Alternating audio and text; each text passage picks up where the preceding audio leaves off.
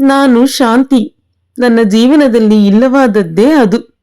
ಯಾವಾಗಲೂ ಕುಡಿದು ನನ್ನನ್ನು ಹಿಂಸಿಸುವ ಗಂಡ, ಮಾತು ಕೇಳದೆ ಪ್ರಪಂಚವನ್ನೇ ಮರೆತು ಫೋನ್ನಲ್ಲಿ ಮುಳುಗಿದ ಮಗಳು, ಸ್ನೇಹಿತರೇ ಪ್ರಪಂಚವೆಂದು ತಿರುಗಾಡುತ್ತಿರುವ ಮಗ.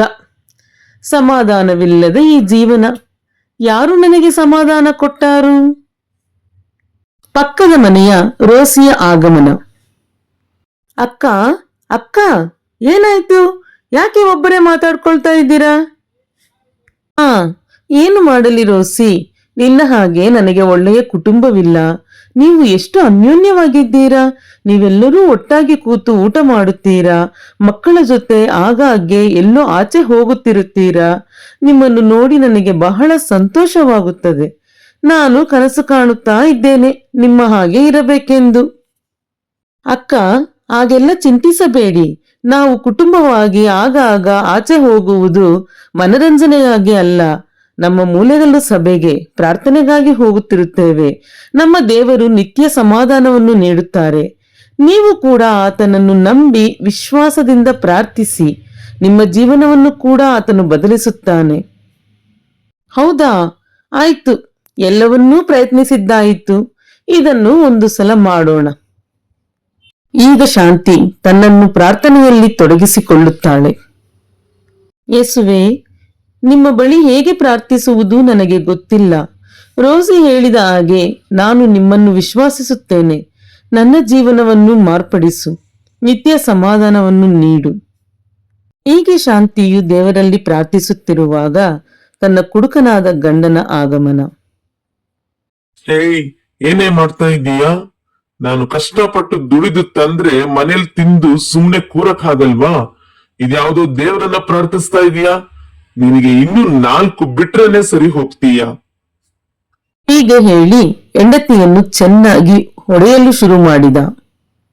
ಶಾಂತಿಯ ಮಗಳು ಪ್ರೀತಿ ತಾನು ಒಬ್ಬ ಹುಡುಗನಿಂದ ಮೋಸ ಹೋಗಿದ್ದಾಳೆ. ಆತ್ಮಹತ್ಯೆಗೆ ಪ್ರಯತ್ನ ಮಾಡುತ್ತಾ ವಿಷದ ಬುಡ್ಡಿಯನ್ನು ಕೈಯಲ್ಲಿ ಹಿಡಿದುಕೊಂಡು, ಅಯ್ಯೋ, ನಾನು ಅವನನ್ನು ಎಷ್ಟೋ ಪ್ರೀತಿಸಿದೆ. ಅವನಿಗಾಗಿ ನನ್ನ ಮನೆಯವರನ್ನೆಲ್ಲ ನಿರಾಕರಿಸಿದೆ. ಅವನೇ ನನ್ನ ಜೀವನ. ಅವನಿಲ್ಲದೆ ನಾನು ಹೇಗೆ ಬಾಳುವುದು? ಈ ವಿಷ ಕುಡಿದು ಸಾಯುತ್ತೇನೆ. ಈ ಪ್ರಪಂಚದಲ್ಲಿ ಯಾರೂ ನನ್ನನ್ನು ಪ್ರೀತಿಸುವುದಿಲ್ಲ. ನಾನಂದರೆ ಯಾರಿಗೂ ಇಷ್ಟವಿಲ್ಲ. ವಿಷದ ಬುಡ್ಡಿಯೊಡನೆ ಮಗಳನ್ನು ಕಂಡ ತಾಯಿ, ಪ್ರೀತಿ, ಏನು ಮಾಡ್ತಾ ಇದ್ದೀಯಾ?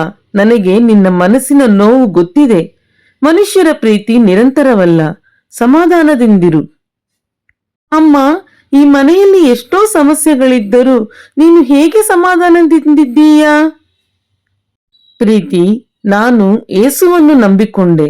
ಆತ ನನಗೆ ನಿರಂತರ ಸಮಾಧಾನ ಕೊಟ್ಟನು. ನೀನು ಆತನನ್ನು ನಂಬು, ವಿಶ್ವಾಸದಿಂದ ಪ್ರಾರ್ಥಿಸು. ತಾಯಿಯಾದ ನಾನು ನಿನ್ನನ್ನು ಮರೆತರೂ ಆತನು ನಿನ್ನನ್ನು ಕೈ ಬಿಡುವುದಿಲ್ಲ.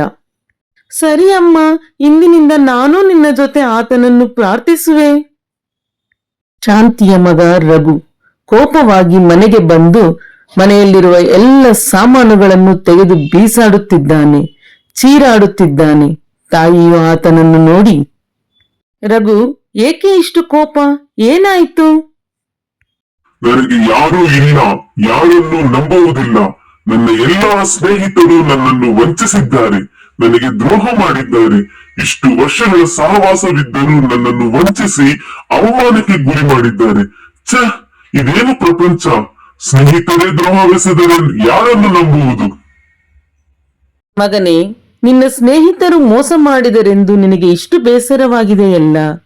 ಯಾವ ದ್ರೋಹವನ್ನೂ ಅರಿಯದಿದ್ದರೂ ತನ್ನನ್ನು ಹೊಡೆದು ಜಡಿದು ಶಿಲುಬೆಗೆ ಏರಿಸುವವರ ಬಳಿ ತನ್ನ ಸ್ನೇಹಿತನೇ ತನ್ನನ್ನು ಹಿಡಿದುಕೊಡುವನೆಂದು ತಿಳಿದು ನಗುತ್ತಾ ಆ ದ್ರೋಹಿಯನ್ನು ಸ್ನೇಹಿತನೆಂದು ಕರೆಯುವಾತನು ಒಬ್ಬನಿದ್ದಾನೆ. ಆತನನ್ನು ನಂಬು, ಆತನು ನಿನಗೆ ಸ್ನೇಹಿತನಾಗಿರುತ್ತಾನೆ. ಆತನೇ ಯೇಸು. ಸರಿ ಅಮ್ಮ, ಇಂದಿನಿಂದ ನಾನು ನಿನ್ನ ಹಾಗೂ ತಂಗಿಯ ಜೊತೆ ಸೇರಿ ಆತನನ್ನು ಪ್ರಾರ್ಥಿಸುತ್ತೇನೆ. ಮೂವರು ನೆಮ್ಮದಿಯಿಂದ ದೇವರ ಬಳಿ ಪ್ರಾರ್ಥಿಸುತ್ತಿದ್ದಾರೆ. ಶಾಂತಿಯ ಕುಡುಕನಾದ ಗಂಡ ಮನೆಗೆ ಬಂದನು. ಓ, ನೀನು ನನ್ನ ಮಕ್ಕಳನ್ನೂ ಹಾಳು ಮಾಡಿದೀಯಾ? ಎಷ್ಟು ಹೊಡೆದರೂ ನಿನಗೆ ಬುದ್ಧಿ ಬರಲಿಲ್ಲವೇ? ಇರುವುದೊಂದೇ ಜೀವನ, ಕುಡಿದು ತಿಂದು ಸಾಯುವುದನ್ನು ಬಿಟ್ಟು ದೇವರು ದೇವರು ಎಂದು ಹುಚ್ಚಿಯಾಗಿದ್ದೀಯ. ನನ್ನ ಮಕ್ಕಳನ್ನು ನಿನ್ನ ಹಾಗೆ ದಾರಿಗೆ ಎಳೆದಿದ್ದೀಯ. ನಾನು ಇರುವವರೆಗೂ ಅದು ಸಾಧ್ಯವಿಲ್ಲ. ನಿನ್ನನ್ನು ಹೊಡೆದು ಸಾಯಿಸುತ್ತೇನೆ. ಅಪ್ಪ, ಸಾಕು ನಿಲ್ಲಿಸು ನಿನ್ನ ಪ್ರೀತಿಯ ನಾಟಕ. ಏನು ಗೊತ್ತು ನಿನಗೆ ನಮ್ಮ ಬಗ್ಗೆ? ನಾನು ಒಬ್ಬನನ್ನು ನಂಬಿ ಮೋಸ ಹೋಗಿ ವಿಷ ಕುಡಿದು ಸಾಯಬೇಕೆಂದಿದ್ದೆ. ಅಮ್ಮ ನನಗೆ ಯೇಸುವಿನ ಬಗ್ಗೆ ಹೇಳಿದರು. ನಾನು ಆತನನ್ನು ವಿಶ್ವಾಸದಿಂದ ಪ್ರಾರ್ಥಿಸಿದೆ. ನನಗೆ ಮನಃಶಾಂತಿ ಸಿಕ್ಕಿತು. ಪ್ರೀತಿಯ ಮೋಡಿನಲ್ಲಿ ಬಿದ್ದು ಕಾಲೇಜಿಗೆ ಸರಿಯಾಗಿ ಹೋಗದೆ ಇದ್ದ ನಾನು ಈಗ ಕ್ಲಾಸ್ ಫಸ್ಟ್ ತಗೊಳ್ಳುತ್ತಿದ್ದೇನೆ. ಅದು ಯೇಸು ಕ್ರಿಸ್ತುವಿನಿಂದಲೇ. ಹೌದು ಅಪ್ಪ, ನನ್ನ ಕಥೆಯೂ ಸ್ವಲ್ಪ ಕೇಳು. ನಾನು ಎಲ್ಲರಿಂದಲೂ ಮೋಸ ಹೋಗಿ ಜೀವನವೇ ಬೇಡ ಎಂದು ಡಿಪ್ರೆಷನ್ ನಲ್ಲಿದ್ದೆ. ಅಮ್ಮ ಹೇಳಿದ ಪ್ರಕಾರ ಯೇಸುವನ್ನು ಹಿಡಿದುಕೊಂಡೆ. ಆತ ನನಗೆ ಸ್ನೇಹಿತನಾದ, ನನಗೆ ಮಾರ್ಗದರ್ಶಿಯಾದ. ಇಂದು ನಾನು ವ್ಯಾಪಾರದಲ್ಲಿ ಒಳ್ಳೆಯ ಹೆಸರು ಮತ್ತು ಲಾಭ ಗಳಿಸಿದ್ದೇನೆ. ಇದಕ್ಕೆ ಕಾರಣ ಯೇಸು ಮಾತ್ರವೇ.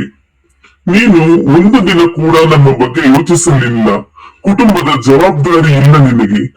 ಅಮ್ಮ ನಿನಗಾಗಿ ನಮಗಾಗಿ ಯೇಸುವಿನ ಬಳಿ ತುಂಬಾ ಗೋಳಾಡಿದ್ದಾಳೆ. ನಾವಿಬ್ಬರೂ ನಮ್ಮ ಪಾಪಗಳನ್ನು ತಪ್ಪುಗಳನ್ನು ಒಪ್ಪಿಸಿಕೊಟ್ಟೆವು. ನಾವು ಚೆನ್ನಾಗಿದ್ದೇವೆ. ನೀನು ಕೂಡ ಆತನನ್ನು ನಂಬು. ನಿನ್ನ ಕೆಟ್ಟ ಚಟಗಳಿಂದ ಆತನು ನಿನ್ನನ್ನು ಬಿಡುಗಡೆ ಮಾಡುವನು.